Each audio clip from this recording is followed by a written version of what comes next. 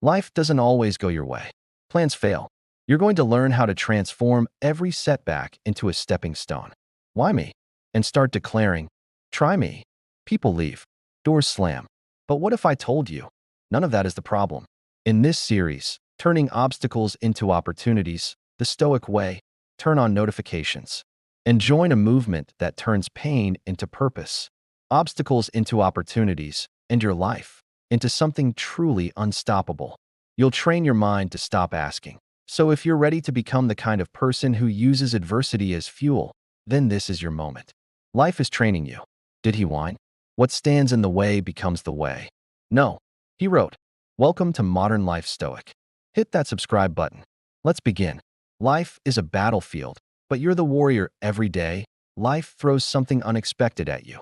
A broken promise, a missed opportunity, a door slammed in your face just when you thought you were getting ahead. But here's the truth. Life isn't unfair. The Stoics didn't complain when things got hard. They leaned into the difficulty because they knew something most people forget. You don't grow in comfort. You grow in resistance. Marcus Aurelius ruled an empire while battling illness, war, and betrayal. The impediment to action advances action. Your obstacle is not the end. It's the beginning. It's the invitation to become something more. Life is a battlefield, but you are the warrior. And a warrior doesn't ask for peace. He trains for war. He sharpens his mind like a blade. He wakes up ready to endure, to push, to rise. In this very moment, you are being shaped by hardship, by challenge, by reality. But if you hold fast, if you choose to stand firm like a Stoic, you'll discover that pain is your teacher and adversity is your personal coach. So the next time life knocks you down, smile, because you've just been given a chance to become stronger than ever. Welcome to the path. Welcome to the fire. When most people see a wall, they stop. When a Stoic sees a wall, they climb it, break it, or build something greater with its stones. The difference isn't strength. It's not luck. It's mindset. Because the most powerful thing you ever control isn't your circumstances. It's your perception. The Stoics mastered this. Marcus Aurelius wrote, choose not to be harmed, and you won't be. It wasn't wishful thinking. It was mental training. They saw obstacles not as curses, but as opportunities to build strength. Every hardship became fuel. Every delay became discipline. Every failure became a lesson. Imagine looking at every setback in your life and saying, this is a gift. That's the Stoic mindset. It doesn't make life easier. It makes you unshakable. Think about it. A breakup? Time to grow your self-worth. A lost job? Time to build something greater. A closed door? Good. It forces you to find the right one. The obstacle doesn't break you, it builds you. But only if you decide to see it that way. So next time life throws you a storm, don't ask, why me? Stand tall and say, this is the fire I've been waiting for. Because every fire can burn you, or it can forge you. It all depends on how you see it. Adopt the Stoic mindset. Fuel your rise. Become unstoppable. The power of perception. Control how you see. Not what you see. You can't control the weather. You can't control the economy. You can't even control how other people treat you.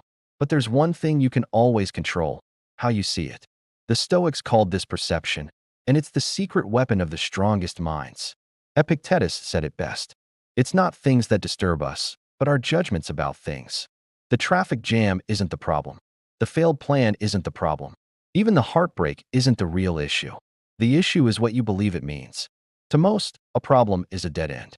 To a Stoic, a problem is a mirror, showing where you need to grow, shift, or rise.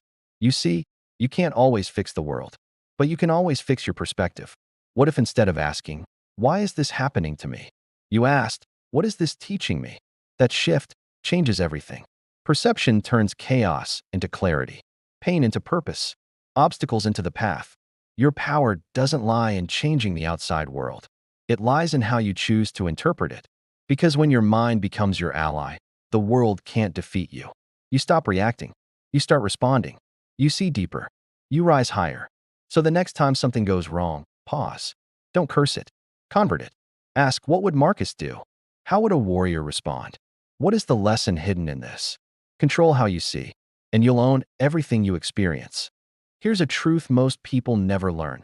Your obstacle is only an obstacle because of how you frame it. The Stoics were masters at this. They took pain, loss, and misfortune and turned them into fuel, not by changing the event, but by changing the story around the event.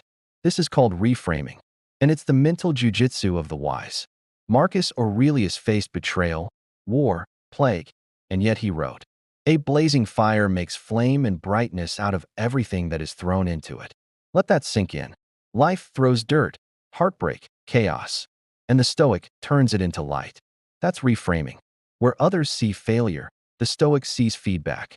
Where others see delay, the Stoic sees development. Where others see rejection, the Stoic sees redirection. It's not delusion. It's dominion over your own mind. You can look at a setback and say, "This is the end." Or you can reframe and say, "This is my rebirth." It's your choice. One perspective keeps you stuck. The other sets you free. So next time life brings the unexpected, pause. Look at it like a Stoic. Ask, how can I reframe this into something that builds me? How can I use this? What if this is happening for me, not to me? Because the obstacle will always be there. But how you name it, that's your superpower. Reframe the story, redirect the pain, and rewrite your future the Stoic way. Here's a truth most people never learn. Your obstacle is only an obstacle because of how you frame it. The Stoics were masters at this. They took pain, loss, and misfortune and turned them into fuel, not by changing the event, but by changing the story around the event. This is called reframing, and it's the mental jujitsu of the wise. Marcus Aurelius faced betrayal, war, plague, and yet he wrote, "A blazing fire makes flame and brightness out of everything that is thrown into it." Let that sink in. Life throws dirt, heartbreak, chaos, and the Stoic turns it into light. That's reframing. Where others see failure, the Stoic sees feedback. Where others see delay, the Stoic sees development. Where others see rejection, the Stoic sees redirection. It's not delusion. It's dominion over your own mind. You can look at a setback and say, "This is the end." Or you can reframe and say, "This is my rebirth." It's your choice. One perspective keeps you stuck. The other sets you free. So next time life brings the unexpected, pause. Look at it like a Stoic. Ask, how can I reframe this into something that builds me? How can I use this? What if this is happening for me, not to me? Because the obstacle will always be there. But how you name it, that's your superpower. Reframe the story, redirect the pain, and rewrite your future the Stoic way. History remembers Marcus Aurelius as a Roman emperor, a philosopher king, and one of the greatest minds in Stoic thought. But few talk about what he endured and how he turned massive obstacles into unmatched inner power. Let's rewind to the year 165 AD. A deadly plague, now believed to be smallpox or measles, swept across the empire, killing millions. Soldiers died in barracks. Civilians collapsed in streets. Entire towns were wiped out. The Roman Empire was in crisis. And Marcus? He didn't run. He didn't hide in his palace. He stood firm, shoulder to shoulder with his people, leading with wisdom, action, and unshakable clarity. During the chaos, he faced betrayal from within his own court, economic collapse, and the loss of several of his own children.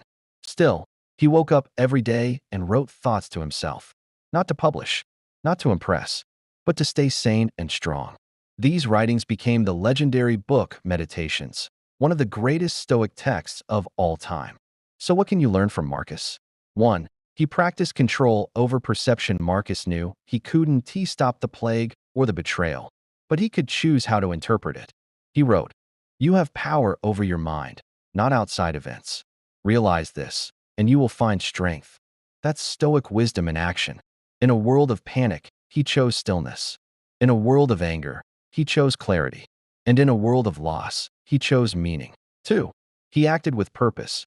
Not panic rather than shut down or complain, he led with precision. Stabilized the empire's resources and cared for the sick. He restructured military defenses. He understood this vital Stoic principle. Don't just endure the obstacle. Respond with virtue. Courage, justice, temperance, wisdom. These are the Stoic virtues, and Marcus lived them while the world burned around him. 3. He turned suffering into self-discovery. Most of what we know from Meditations are personal notes, reminders to himself. He wasn't trying to be perfect. He was trying to stay grounded, honest, and aware. He wrote things like, "The impediment to action advances action. What stands in the way becomes the way. That quote alone has helped millions reframe their lives. And it came from a man surrounded by death, loss, and betrayal. Marcus teaches us that Stoicism isn't about being emotionless. It's about channeling your emotions into strength. It's about responding wisely instead of reacting wildly. It's about being unbreakable, not because life is easy, but because your mind is trained. So ask yourself, what would Marcus do in your situation? Would he crumble? Would he complain? Or would he pause, reflect, and act with calm purpose? Your life may not be an empire, but your mindset can rule your world. Epictetus on pain, poverty, and inner peace. He was born a slave, crippled in body, stripped of freedom, and yet he became one of the greatest philosophers of all time. His name was Epictetus, and his life is proof that you don't need power, wealth, or comfort to become invincible. You just need to master your mind. Slavery and powerlessness.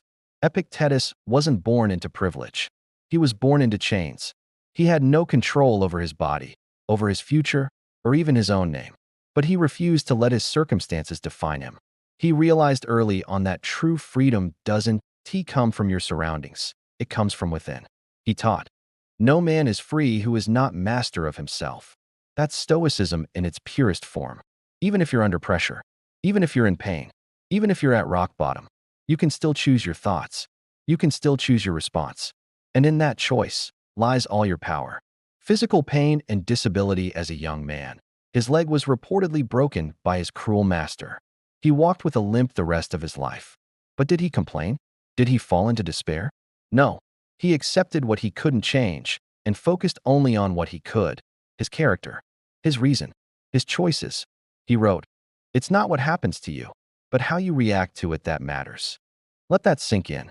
Pain will visit you, but suffering is optional, because suffering is how you frame the pain. Poverty and exile. Epictetus lived poor, often with only a cloak, a lamp, and a scroll. Even after gaining his freedom, later, he was exiled from Rome when the emperor banned all philosophers. Still, he thrived. Why?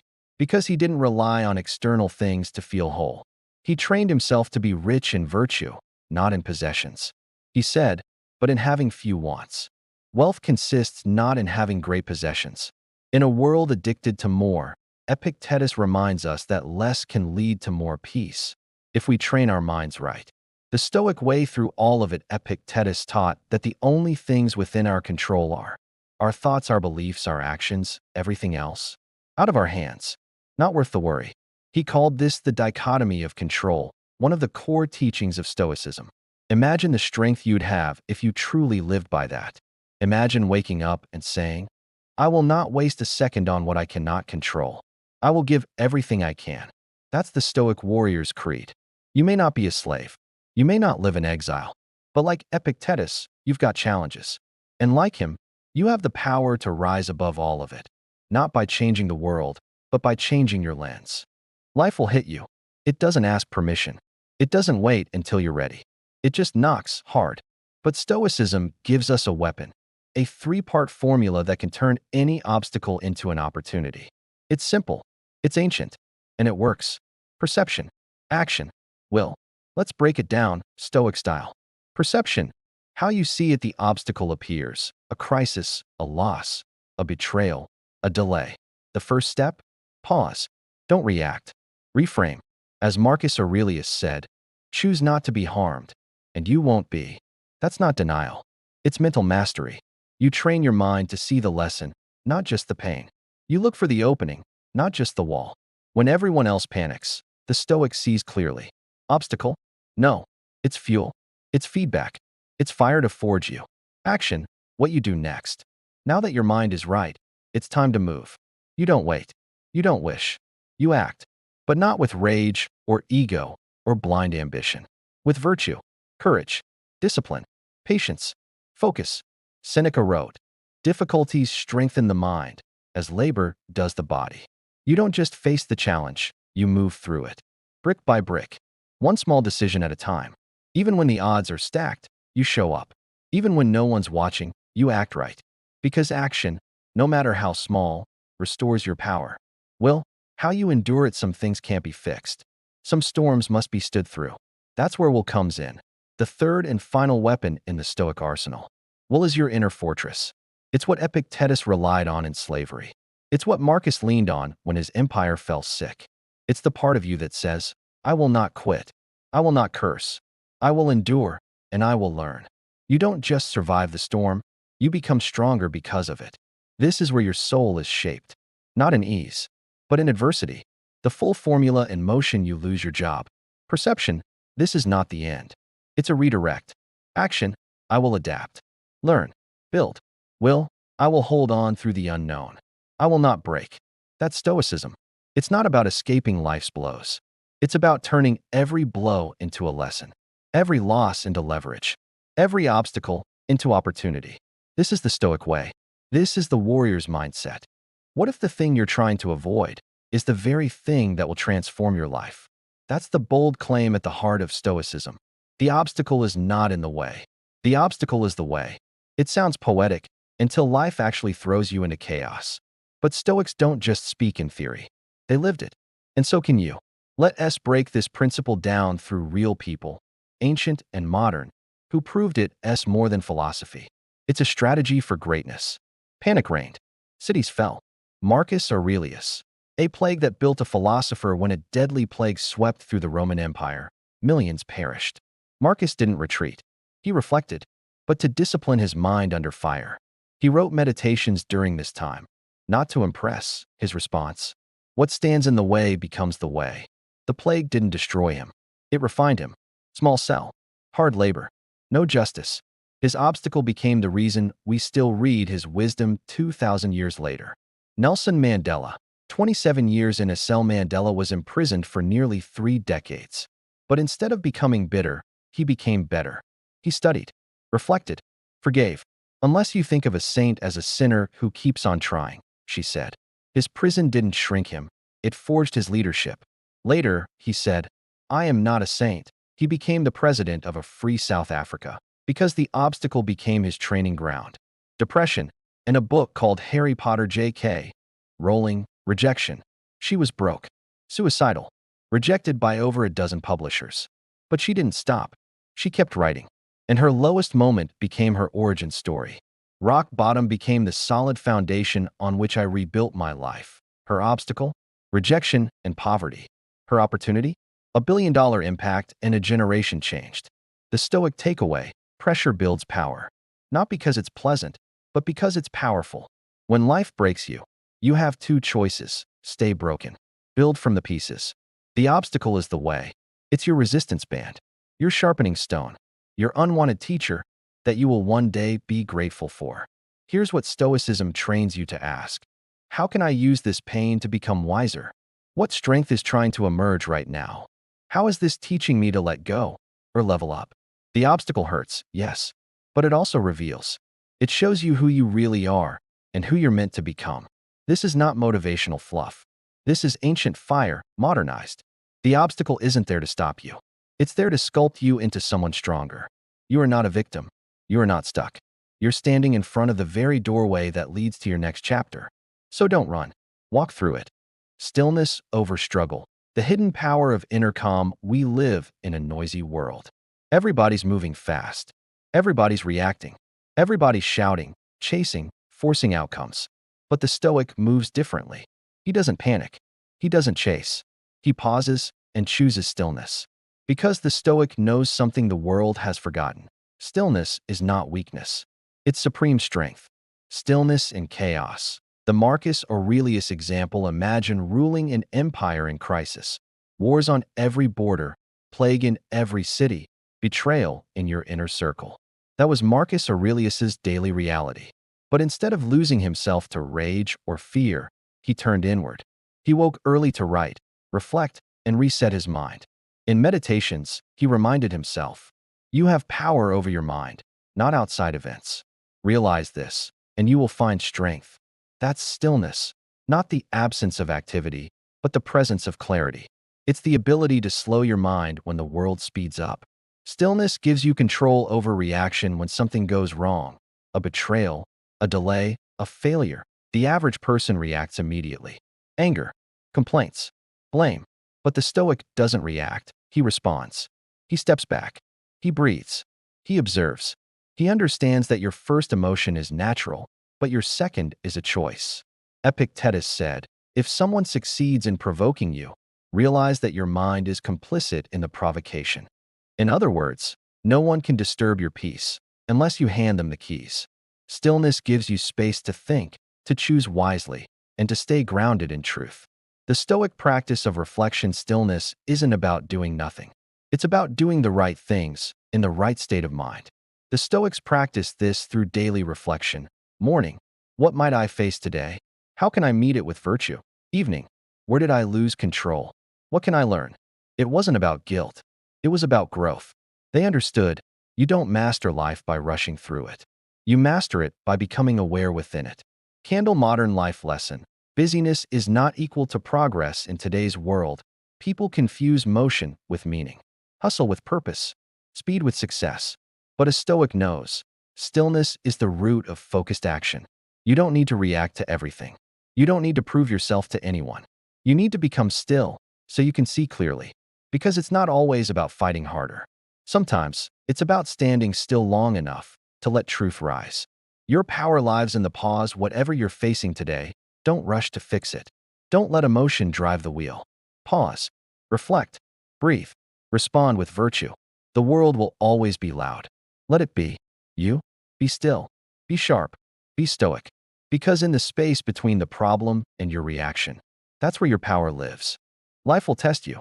It will knock on your door with grief, loss, failure, and uncertainty. And the question is never if it will happen. It's when. But here's the real question. Will you be ready? The Stoics believed in becoming resilient before the storm hits, not after.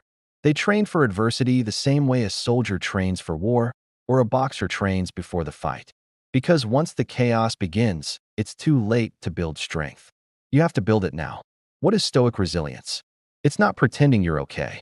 It's not suppressing emotion. It's not toughing it out. Stoic resilience is the inner confidence that whatever happens, you can handle it. It's the unshakable mindset that says, I may not control this situation, but I control how I face it. That's power. That's freedom. That's fireproof. 3 Stoic tools to build unshakable resilience. 1. Negative visualization, premeditatio malorum. Even death, not to become depressed, but to become mentally prepared. The Stoics practiced imagining loss, rejection, injury. Marcus Aurelius wrote, let that determine what you do and say and think. You could leave life right now. By facing the worst in your mind, you weaken its power in real life. Visualize the hit. Then, when it comes, you'll be ready, not wrecked. 2. Voluntary discomfort. Seneca, one of Rome's richest men, would sleep on the ground and eat like a beggar. Not because he had to, but because he wanted to prove to himself, I can endure less. I am not a slave to luxury. Try it yourself. Take cold showers. Go without your phone. Walk instead of driving. These small discomforts build inner muscle. They remind you, I don't need ease to stay strong. 3. Focus only on what you can control, others or not. Epictetus, this is the core Stoic law. Some things are up to us. You can't control the economy. You can't control what people say. You can't control yesterday. But you can control your attitude, your effort, your honesty, your courage, your response. And if you focus all your energy there, you become invincible. Turn every hit into a hammer. The Stoic doesn't expect an easy life. He expects resistance and welcomes it. Because every obstacle is a test, and every test is a tool. What happens to you is never the full story. What you build through it, that's the legacy. So when life hits, don't shatter. Sharpen. Don't crumble. Climb. Don't curse the fire. Become fireproof. If this message sparked something in you, don't just watch, live it. Subscribe to Modern Stoic Life for more timeless wisdom to sharpen your mind, strengthen your soul, and rise through anything. Drop a comment below. Tell us what you're turning into power today. And remember, backhand index pointing right, the obstacle is not the end, it's your beginning.